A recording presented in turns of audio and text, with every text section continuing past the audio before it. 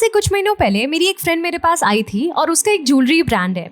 वो बहुत सुंदर एंटी टार्निश ज्वेलरीज बेचती है और उसने मुझसे कहा कि मुझे अपने सोशल मीडिया पे अपनी ज्वेलरीज को बेचना है। उसके पास ऑलरेडी एक अकाउंट था और वो कंटेंट पोस्ट भी कर रही थी और उसके रीच भी ठीक ठाक आ रहे थे, बट उसको सेल बिल्कुल ही नहीं आ रहा था। तो उसने मुझसे पूछा कि मुझे कुछ ऐसे टिप्स दे जिससे मुझे सेल आए। मुझे सोशल मीडिया पे ऑप्टिमाइजेशन कैसे करना है, कैसे अकाउंट बनाना है, ये सब नहीं जाना, मुझे बस पर्टिकुलर वो टिप्स चाहिए जिससे सेल्स आती हो। मैंने आज जो वीडियो में बताने वाली हूँ ना, एग्जैक्ट वही टिप्स उसको दिए थे और आज उसको सेल्स आ रहे हैं। हालांकि आप लोगों में से बहुत सारे ऐसे लोग भी होंगे जो सोशल मीडिया पे ऑलरेडी होंगे और उनके रीच तक नहीं आ रहे, सेल्स तो बहुत दूर की बात है। तो ये वीडियो आपके लिए भी है क्योंकि यहाँ हम स्टेप बाय स्टेप बात करने वाले हैं कि एग्जैक्टली कौन से टिप्स आपके लिए कारगर होंगे to grow your jewellery brand. So hey guys, this is Akanksha by your side and I am your guide to grow your business with simplified and realistic approaches. Welcome to and welcome back to my channel. I am a social media marketer and your business guide to grow your business. So if you want my consultation in your business problem, then you can go to the description box and book a free consultation with me where I'm going to be talking about your business with you. चलो video में वापस आते हैं।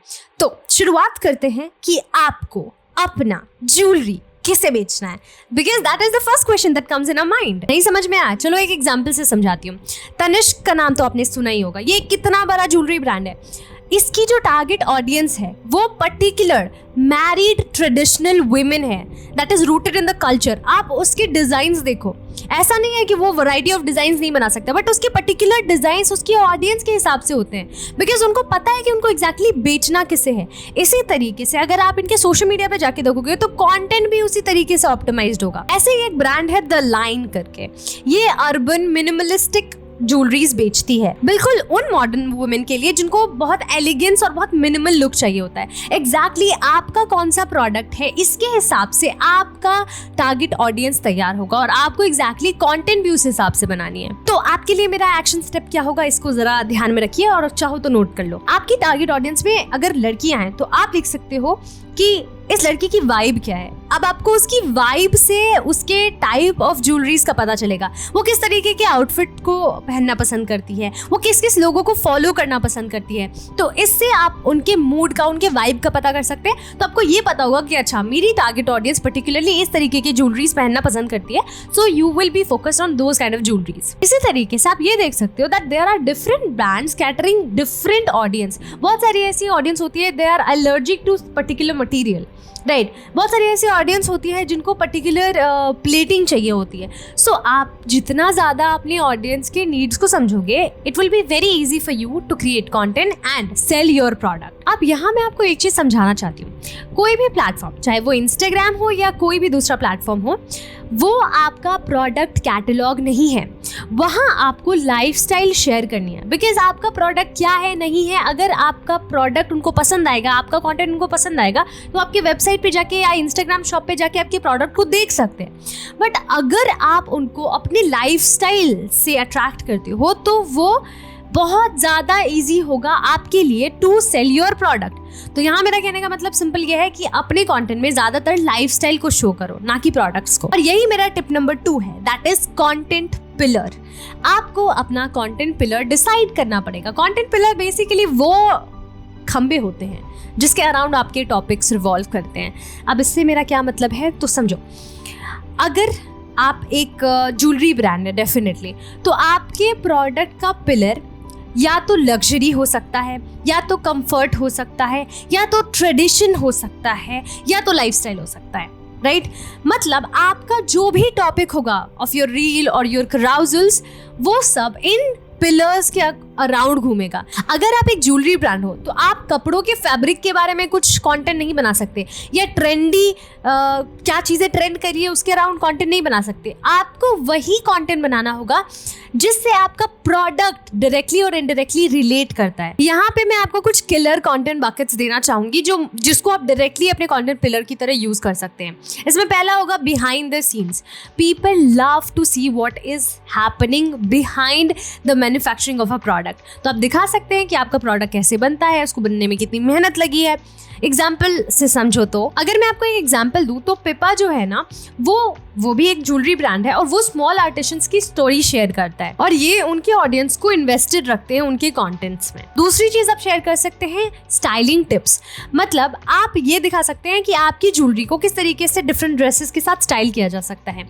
यहाँ मेलोरा एक brand है जिसका content gold jewelleries के साथ वेस्टर्न वियर स्टाइलिंग को कैसे आप स्टाइल कर सकते हैं रेगुलर डेज पे, वो दिखाते हैं जो उनका यूएसपी है। इसी तरीके से हर ब्रांड की अपनी कुछ यूनिक स्टाइलिंग होती है कंटेंट को क्रिएट करने के लिए, तो आपको भी अपना कुछ यूनिकनेस टेबल पे डालना पड़ेगा। इसी तरीके से आप कस्टमर रील्स भी बना सकते हैं, मतलब कस्टमर्स किस तरीके से हैप्पी होते हैं आपका प्रोडक्ट लेने के बाद, वो जब गिफ्ट करते हैं अपने किसी लव्ड वंस को तो वो मोमेंट कैसा होता है, ये सारी चीज़ें आप शेयर कर सकते हैं। एग्जाम्पल के तौर पे कैरेट लेन एक बिजनेस है जो प्रपोजल या गिफ्टिंग मोमेंट्स को दिखाता है अपने सोशल मीडिया पे, जो उनके ऑडियंस को उनसे एंगेज रखती है। इसके अलावा आप कुछ एजुकेशन भी दे सकते हैं, जैसे जेम एजुकेशन। आपने काफ़ी सारा कंटेंट देखा होगा, जैसे अनाया भी है, वो भी ये सारे कंटेंट शेयर करती है जिसमें आप जेम के बारे में बता सकते हैं। Apart from that you can give the gifting guide. आप गिफ्टिंग गाइड के अराउंड कंटेंट बना सकते हैं जिसमें आप गिफ्ट क्या दे अपने लव्ड वंस को, उसके बारे में। जीवा जैसी ब्रांड है, ये काफ़ी ज़्यादा इन्वेस्ट करती है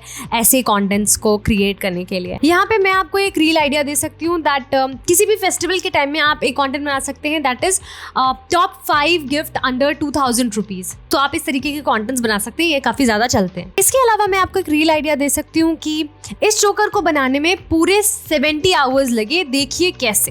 एंड आप इसमें टाइम लैप्स का कोई वीडियो डाल करके किस तरीके से उसको बनने में टाइम लगा आप बना सकते हैं। इसके अलावा टिप नंबर 3, सीरीज फॉर्मेट का कंटेंट डालो। आजकल इंस्टाग्राम पे सीरीज कंटेंट जिसमें आप एपिसोड्स डालते हो वो काफ़ी ज़्यादा चलता है। इससे क्या होता है, एक तो आपको कंटेंट आइडियाज ढूंढने की जरूरत नहीं होती, आपको पता होता है किस चीज़ के अराउंड आपको कंटेंट बनाना है। इसके अलावा लोग काफ़ी ज़्यादा ट्रस्ट करते हैं और इन्वेस्टेड रहते हैं, मतलब ऐसा नहीं है कि आपका एक कंटेंट देख के कोई चला जाएगा। अगर उसको पता है कि एक सीरीज आने वाली है तो अगर उस टॉपिक में वो इंटरेस्ट दिखाता है तो वो आपको फॉलो भी करेगा, आपकी कंटेंट्स को सेव और शेयर भी करेगा, because it's not only about likes.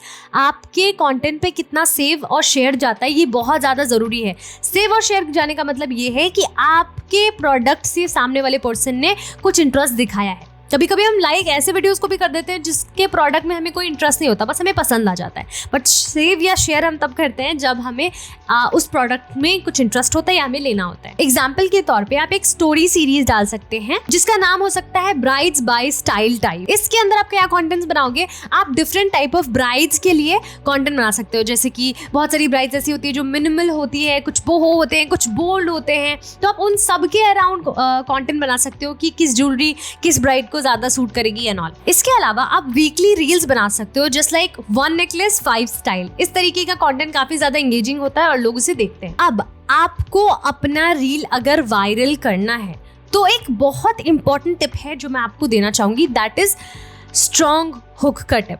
क्योंकि रील वायरल तब होगी, ऐसा कहा जाता है कि अगर आपके रील को किसी ने 3 सेकंड के लिए देखा तो आपने उसका अटेंशन ग्रैब कर लिया है। तो अटेंशन ग्रैब करना इज द फर्स्ट स्टेप। तो आप अटेंशन ग्रैब कैसे करोगे इस बारे में बात कर लेते हैं। हुक काफ़ी अलग अलग तरीके के हो सकते हैं। कुछ शॉकिंग हुक हो सकता है, कुछ क्यूरियोसिटी से भरा हुक हो सकता है, कुछ नेगेटिव हुक हो सकता है, कुछ पॉजिटिव हुक हो सकता है, कुछ फ्यूचर हुक हो सकते हैं, किसी पेन पॉइंट से रिलेटेड हुक हो सकते हैं, किसी प्रॉब्लम से रिलेटेड हुक्स हो सकते हैं। काफ़ी सारे तरीके के हुक्स हैं जो आप यूज़ कर सकते हैं अपने वीडियो को वायरल करने के लिए। कुछ एग्जाम्पल देना चाहूँगी, जैसे कि आप एक कंटेंट बना सकते हो, मेरे फियोंसे ने मुझे रिंग के बजाय ये दिया। तो it is kind of curious कि मतलब वेडिंग में तो इंसान रिंग ही देता है ना, तो इससे क्या मिला। दूसरा, मैंने अपने वेडिंग में 1 लाख रुपए का चोकर पहना, तो ये भी काफ़ी क्यूरियोसिटी पैदा करती है। तीसरा, ब्राइडल हैक, 3000 का नेकलेस जो 30,000 का दिखता है। इसी तरीके से टिप नंबर 5 है कि आपको अपने एनालिटिक्स पे काफ़ी ज़्यादा ध्यान देने की ज़रूरत है। एनालिटिक्स पे ध्यान देने से क्या होता है, आप बहुत ज़्यादा कंटेंट क्रिएट करते जाते हो बट आपको एग्जैक्टली पता नहीं होता कि कौन सा कंटेंट ज़्यादा परफॉर्म करेगा, हमें अगले महीने की जो कंटेंट स्ट्रैटेजी है वो कैसे बनानी है। तो इसमें मेरा एक टिप है कि आपको मंथली रिपोर्ट बनानी है जिसके अंदर आपको सबसे ज़्यादा saved post, best performing reel या हाईएस्ट डीएम रिप्लाईज, ये किन किन चीज़ों में आया है, किन किन रील्स में आया है, वो आपको सेव करना है और इसी के अराउंड इसी तरीके का कंटेंट अगले मंथ में भी ज़्यादा बनानी है। इसके अलावा एक्सपेरिमेंट रील्स भी आपको बनाने हैं। अब जो टिप आपके लिए सबसे ज़्यादा ज़रूरी होगी, जो मैंने वीडियो की शुरुआत में बोला था, to generate sales for your business will be community building. Because मैंने आपको फिर से बताया कि सिर्फ कंटेंट को लाइक करने से और आपको फॉलो करने से सेल नहीं होगी। लोग कभी कभी फॉलो कर देते, लाइक कर देते हैं उन कंटेंट को भी जिन पे उनका इंटरेस्ट होता है, बट उनका प्रोडक्ट में इंटरेस्ट नहीं होता। बट अगर कोई पर्सन आपकी कम्युनिटी में शामिल है तो वो विथ टाइम आपके कंटेंट और आपके प्रोडक्ट में इंटरेस्ट दिखाएगा। तो आप अपने फॉलोअर्स को एक इन्वेस्टेड फैन कैसे बनाओगे, तो ये ट्राई करो। तो इसके लिए आप क्या कर सकते हैं, आपके जो भी एग्जिस्टिंग कस्टमर्स हैं उनको अनबॉक्सिंग वीडियो देने के लिए कहिए और उन सबको स्टोरीज में टैग कीजिए। इसके अलावा क्लोज फ्रेंड्स लिस्ट बनाओ अपने टॉप कस्टमर्स के लिए और उन्हें एक्सक्लूसिव कोड्स ऑफर करो। और एग्जैक्टली ऐसा ही मिजोमा भी करता है। अब अगर आप सेल्स लाना चाहते हो तो आपको पेड एड्स को बिल्कुल भी ना नहीं कहना है, क्योंकि ऑर्गेनिक आपको एक हद तक सेल्स ला सकता है, बट अगर आप परसिस्टेंटली सेल्स लाना चाहते हैं तो आपको ऑर्गेनिक और इनऑर्गेनिक दोनों ही स्ट्रैटेजीज पे ध्यान देने की ज़रूरत है। ऑर्गेनिक तो मैंने आपको समझा दिया कि एग्जैक्टली आपको करना क्या है, बट अगर इनऑर्गेनिक पेड एड्स की बात करें तो वहां हमें कौन सी स्ट्रैटेजी लगानी चाहिए। आपको एड सिर्फ उन रील्स पे लगानी है जो सबसे ज्यादा वायरल गई है या उस पे सबसे ज्यादा रीच है, या फिर आपको एड लगानी है ऑन यूजीसी टेस्टिमोनियल वीडियो, या फिर आपको एड लगानी है ऑन डिस्काउंट ऑफर। इसके लिए आप इंस्टाग्राम एंगेजमेंट में लुक अलाइक ऑडियंस बना सकते हैं और उनको बार बार टारगेट कर सकते हैं। और हाँ, यहाँ ध्यान रखिएगा कि बूस्ट में अपना पैसा वेस्ट करने की कोई जरूरत नहीं है। 500 रुपए का एड भी अगर आप लगाते हैं तो आप 100 से ज्यादा कस्टमर्स को रीच कर सकते हैं। सो पैसे वेस्ट नहीं करने, हर पैसे को सही ऑडियंस पे खर्च करना और सही कंटेंट पे। और आप जब कंटेंट पे पैसे लगाओगे और उसको एड लगाओगे तो आपके फॉलोअर काउंट्स भी बढ़ेंगे। इसके अलावा मैं आपको एक चीज हमेशा कहती हूँ कि अगर आप एक छोटी सी कंपनी और एक बड़ा ब्रांड बनना चाहते हो तो आपको स्टोरी टेलिंग सबसे ज्यादा करनी है।